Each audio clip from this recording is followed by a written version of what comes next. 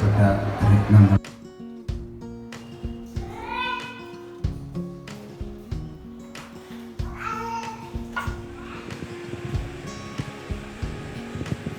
Hello, welcome back to my channel. അപ്പോൾ ഇന്ന് ഞാൻ ഒരു ഡേ വ്ളോഗാണ് കാണിക്കുന്നത്. ഇതിൽ ഞാൻ ഒരുപാട് കാര്യങ്ങൾ ഇൻക്ലൂഡ് ആക്കിയിട്ടുണ്ട് കേട്ടോ. അപ്പോൾ നല്ലൊരു അടിപൊളി റെസിപ്പി ഉണ്ട്, അതുപോലെ തന്നെ കുറച്ച് ടിപ്സും, പിന്നെ ഞാനിതിൽ ഒരു പ്രോഡക്റ്റും പരിചയപ്പെടുത്തുന്നുണ്ട് കേട്ടോ. അപ്പോൾ അതുകൊണ്ട് തന്നെ വീഡിയോ ഫസ്റ്റ് മുതൽ ലാസ്റ്റ് വരെ തന്നെ കണ്ടു നോക്കുക, സ്കിപ്പ് ചെയ്യാതെ കാണാം. നിങ്ങളുടെ അഭിപ്രായങ്ങളൊക്കെ അറിയിക്കുക. സബ്സ്ക്രൈബ് ചെയ്യാതെ കാണുന്നവർ ദയവായിട്ടൊന്ന് സബ്സ്ക്രൈബ് ചെയ്ത് ഹെൽപ്പ് ചെയ്യുക. അതുപോലെ തന്നെ മറ്റുള്ള ഫാമിലിക്കും ഫ്രണ്ട്സിനൊക്കെ ഒന്ന് ഷെയർ ചെയ്ത് കൊടുക്കുക കേട്ടോ. അന്നത്തെ ദിവസം ആദ്യം തന്നെ ഞാൻ അലക്കിയതെടുക്കാനും അലക്കാനിടാനൊക്കെ അയച്ച് അങ്ങനത്തെ പരിപാടിക്കാട്ട് പോയത്. അപ്പോൾ ഞാൻ അന്ന് എണീക്കാൻ കുറച്ച് ലേറ്റ് ആയിട്ടുണ്ടായിരുന്നു. കുറേ മറ്റു ചില കാര്യങ്ങൾ തലേന്ന് കിടക്കാൻ കുറച്ച് ലേറ്റായി, അങ്ങനത്തെ കാര്യങ്ങളൊക്കെ അയച്ച്. അപ്പോൾ ആ സമയം ഏകദേശം ഒരു 7 മണി ആവാനായിട്ടുണ്ട് കേട്ടോ. പക്ഷെ അപ്പോഴും പുറത്ത് നല്ല മഞ്ഞൊക്കെ ഉണ്ട്. പിന്നെ ഞാൻ കിച്ചണിലേക്ക് വന്നപ്പം ഞാൻ ഏറ്റവും സിമ്പിളായിട്ട് ഉണ്ടാക്കാൻ പറ്റുന്ന ഒരു ബ്രേക്ക്ഫാസ്റ്റാണ് ഉണ്ടാക്കാമെന്ന് വിചാരിച്ചേട്ടോ.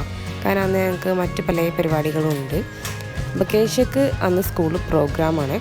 അപ്പോൾ അവൾക്ക് രാവിലെ പോകാനില്ല, അവൾക്ക് ഉച്ചയ്ക്ക് ശേഷമാണ് വണ്ടി വരിക. അപ്പോൾ അതുകൊണ്ട് തന്നെ ഞാൻ ഉപ്പുമാവ് ഉണ്ടാക്കാൻ വിചാരിച്ചു. കേശയ്ക്ക് ഭയങ്കര ഇഷ്ടമാണ്, നമുക്കൊന്നും വലിയ താല്പര്യമില്ല കേട്ടോ. അപ്പോൾ ഉപ്പുമാവിന് എന്താ പറയുക, റെസിപ്പി ഒരുവിധം എല്ലാവർക്കും അറിയാൻ ഉണ്ടാവുമല്ലോ. അപ്പോൾ അതുകൊണ്ട് റെസിപ്പി ആയിട്ടൊന്നും കാണിക്കുന്നില്ല.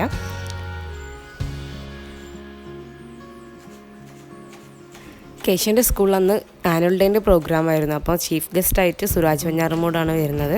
അപ്പോൾ അതിൻ്റെ ചെറിയ ക്ലിപ്സൊക്കെ ഞാൻ ലാസ്റ്റ് കാണിക്കുന്നുണ്ട് കേട്ടോ. അപ്പോൾ 2 ദിവസമായിട്ടാണ് പ്രോഗ്രാം. ഫസ്റ്റ് ഡേ UKG അതുപോലെ 10th സ്റ്റുഡൻസിൻ്റെ ഗ്രാജുവേഷനും കോൺവെക്കേഷനൊക്കെ ആണ്. പിന്നെ സെക്കൻഡ് ഡേ ആണ് KG സ്റ്റുഡൻസിൻ്റെ ഒക്കെ പ്രോഗ്രാം വരുന്നത്. അപ്പോൾ 2 ദിവസം പരിപാടി ഉണ്ടായിരുന്നു കേട്ടോ. രാവിലെ തിരക്കിട്ട് ബ്രേക്ക്ഫാസ്റ്റ് മറ്റ് പണികളൊക്കെ എടുക്കുന്ന സമയത്ത് ഞാൻ ആവുന്നത് പെട്ടെന്ന് ടേബിളിലേക്ക് കൊണ്ടുവന്ന് വെക്കും കേട്ടോ. അതാകുമ്പം പിന്നെ നമുക്ക് എടുത്തു വെച്ച് കൊടുക്കേണ്ട ആ ഒരു ടൈം വേസ്റ്റ് ആവുന്നില്ല. നമ്മൾ ഏതായാലും അടുപ്പത്തുനിന്ന് അത് ഇറക്കി വെക്കണം. അപ്പോൾ അത് ഡയറക്റ്റായിട്ട് ഞാൻ ടേബിളിലേക്ക് കൊണ്ടുവന്ന് വെക്കുക ചെയ്യാം കേട്ടോ.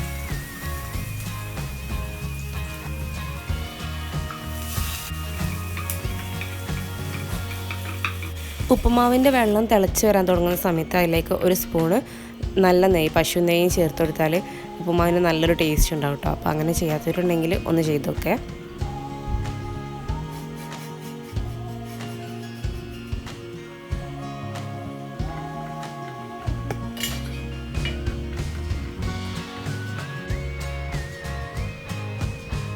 അങ്ങനെ ഉപ്പുമാവ് റെഡി ആയിട്ടുണ്ട്. അപ്പോൾ ഞാൻ റേക്കൻ്റെ ബോട്ടിൽസൊക്കെ ഒന്ന് തിളപ്പിക്കാൻ വേണ്ടി വെക്കാണ്. പോവാണ്ടെന്ന് പറഞ്ഞല്ലോ, അപ്പോൾ അതിൽ ഫുഡൊക്കെ എടുക്കാൻ വേണ്ടിയിട്ടാണ്. അല്ലെങ്കിലും ഡെയിലി നമ്മൾ ബോട്ടിൽസൊക്കെ തിളപ്പിക്കണം കേട്ടോ. അങ്ങനെ ഇനി ചായ കുടിക്കുന്ന പരിപാടിയാണ്. അപ്പോൾ അതിൻ്റെ ഇടയ്ക്ക് ഞാൻ ഈ പാത്രങ്ങളൊക്കെ ഒന്ന് ഡ്രെയിൻ റാക്കിൽ നിന്ന് മാറ്റണം. എനിക്ക് ഏറ്റവും ഇഷ്ടമില്ലാത്ത ബുദ്ധിമുട്ടുള്ള പരിപാടി 2 ഒന്ന് ഇതാണ്, പാത്രങ്ങൾ ഡ്രെയിൻ റാക്കിൽ നിന്ന് അതിൻ്റെ സ്ഥാനത്തേക്ക് കൊണ്ടുവന്ന് വെക്കുക എന്നുള്ളത്. രണ്ടാമത്തെ കാര്യം എന്ന് പറഞ്ഞാൽ അലക്കിയത് മടക്കി അലമാരയിലേക്ക് കൊണ്ടുവന്നൊക്കെയാണ്. അപ്പോൾ ഈ പാത്രങ്ങൾ ആദ്യം തന്നെ എടുത്ത് വെച്ചിരുന്നുണ്ടെങ്കിൽ പിന്നെ പാത്രം കഴുകി വെക്കാനും ഒക്കെ ആയിട്ട് ഭയങ്കര ബുദ്ധിമുട്ടാട്ടോ. പക്ഷെ കുറച്ച് കഷ്ടപ്പെട്ടിട്ടായാലും ഞാനത് ചെയ്ത് വെക്കും, എന്നാലാണ് എല്ലാ പണി പെട്ടെന്ന് തീർന്നായിട്ട് തോന്നുള്ളൂ. പിന്നെ ഞാനിത് ഈ ഒരു പാത്രത്തിൻ്റെ ഇതിലേക്ക് വെക്കാൻ വേണ്ടി നോക്കിയപ്പോൾ മൊത്തം അലങ്കോലായി എടുക്കുകയാണ്. അപ്പോൾ ഞാൻ മൊത്തം ഒന്ന് ക്ലീനാക്കി എടുക്കാൻ വിചാരിച്ച്. പിന്നെ ഞാൻ ഒരു പ്രോഡക്റ്റ് വാങ്ങിച്ചിട്ടുണ്ടായിരുന്നു കേട്ടോ. അത് പറഞ്ഞാൽ നമ്മൾ കബോർഡ് ലൈനറാണ്, ഒരു പ്ലാസ്റ്റിക്കിൻ്റെ ടൈപ്പാണ്. അത് ഞാൻ ഹൗസ് വാമിങ്ങിൻ്റെ ടൈമിലേ വാങ്ങി വെച്ചതാണ്. പക്ഷേ ഇതുവരെ ഒരു കബോർഡിലും വിരിച്ചിട്ടില്ല, അതിനുള്ള ടൈം കിട്ടിയിട്ടില്ല കേട്ടോ. അപ്പോൾ ഇതുപോലെ ഇങ്ങനെ പെട്ടെന്ന് നമ്മൾ ഏതെങ്കിലും ഒരു കബോർഡൊക്കെ ക്ലീൻ ആക്കുന്ന സമയത്ത് അപ്പോൾ വിരിക്കാൻ കരുതി മാറ്റി വെച്ചതാണ്. അപ്പോൾ ഏതായാലും ഫസ്റ്റായിട്ട് ഇവിടെ തന്നെ വിരിക്കാൻ കരുതി. അപ്പോൾ ഇതിൻ്റെ ഒരു ഭാഗം ഗ്രിപ്പുള്ളതാണ്, അപ്പോൾ അതുകൊണ്ട് തന്നെ നമ്മൾ ഐറ്റംസൊക്കെ വെച്ച് കഴിഞ്ഞാൽ അത് നീങ്ങി പോകുന്നില്ല കേട്ടോ. അങ്ങനെ ഈ ഒരു ലൈനർ വെച്ചില്ല എന്നുണ്ടെങ്കിൽ ഇതൊക്കെ കണ്ടില്ല, ഉള്ളിലൊക്കെ വൈറ്റാണ്. അപ്പോൾ അതൊക്കെ പെട്ടെന്ന് ചീത്തയായി പോകും. അപ്പോൾ ഏതായാലും ആ പരിപാടിയും കൂടി അതിൻ്റെ ഇടയിൽ കൂടെ നടക്കട്ടെ എന്ന് കരുതി.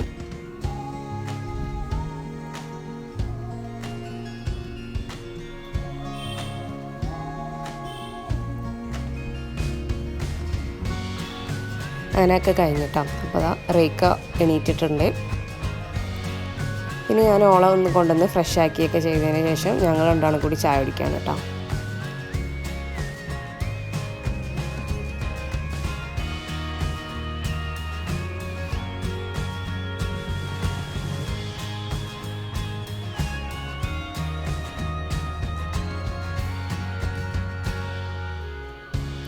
അപ്പോൾ അതാ കണ്ടില്ലേ, ഈ ഡ്രെയിൻ റാക്ക് ഇങ്ങനെ ഒഴിഞ്ഞു കഴിഞ്ഞാലാണ് നമുക്ക് പാത്രത്തിലേക്ക് വെക്കാൻ വേണ്ടി പറ്റിയിട്ടുള്ളൂ.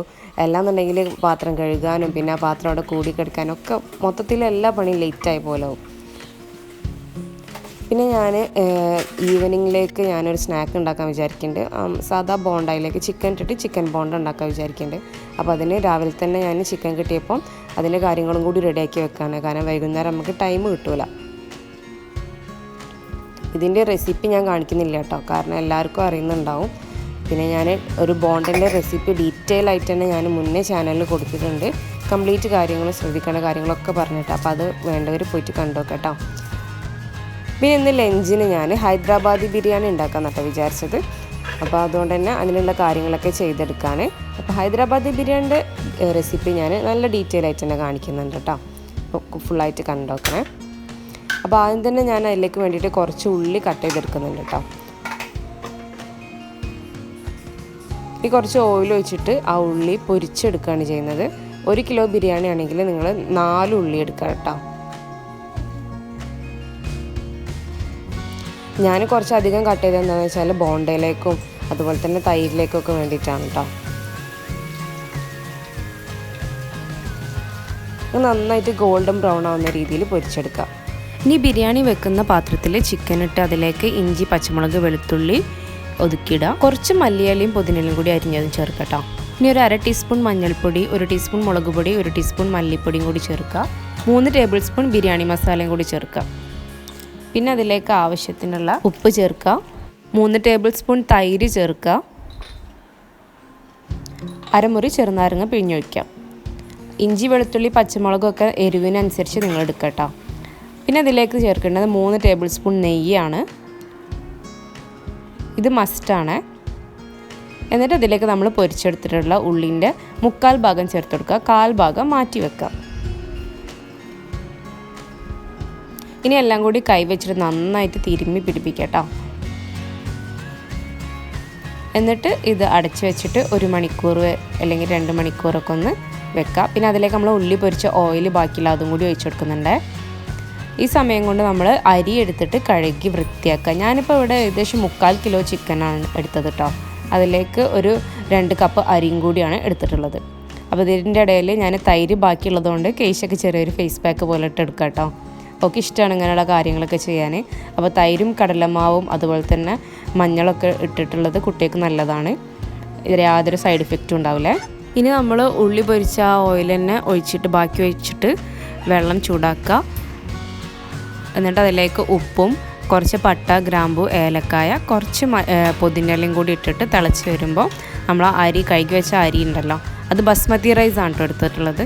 അത് ചേർത്തിട്ട് നന്നായിട്ടൊരു 90% വേവാകുമ്പം കോരിയിട്ട് നമ്മൾ ഈ ഒരു ചിക്കൻ്റെ മേലേക്ക് ഇട്ട് കൊടുക്കുക.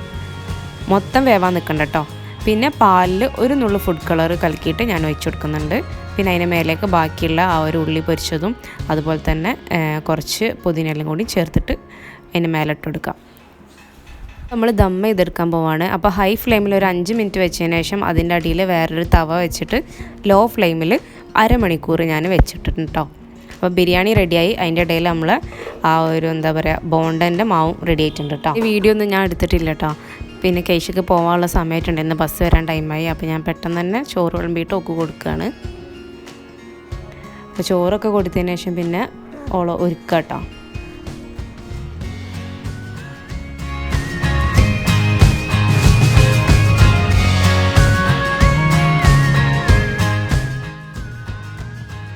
അങ്ങനെ ഓളെ പറഞ്ഞയച്ച് പിന്നെ എൻ്റെ ബാക്കി കാര്യങ്ങൾ കുളി അങ്ങനത്തെ കാര്യങ്ങളൊക്കെ കഴിഞ്ഞപ്പോൾ വൈകുന്നേരമായി.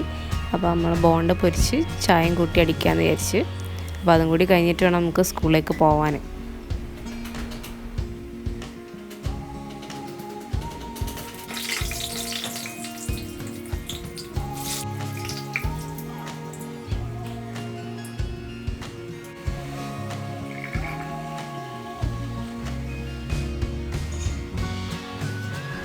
അങ്ങനെ എന്താ സ്കൂളിലെത്തി. അപ്പോൾ സുരാജ് വെഞ്ഞാറമൂട് വരാൻ വേണ്ടിയിട്ടുള്ള വെയിറ്റിങ്ങിലാട്ടോ.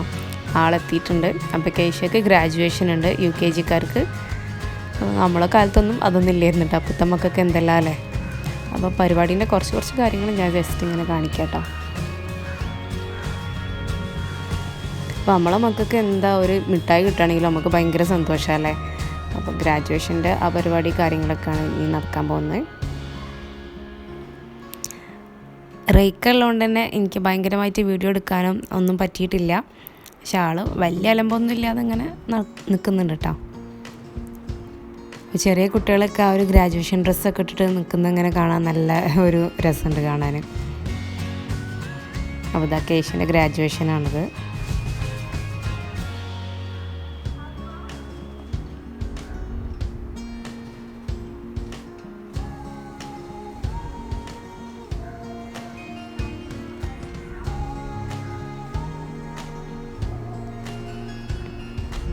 ഇത് കഴിഞ്ഞിട്ട് ഒരു ഓത്ത് ടേക്കിംഗ് സെറമണി പോലൊരു സംഭവമുണ്ട്.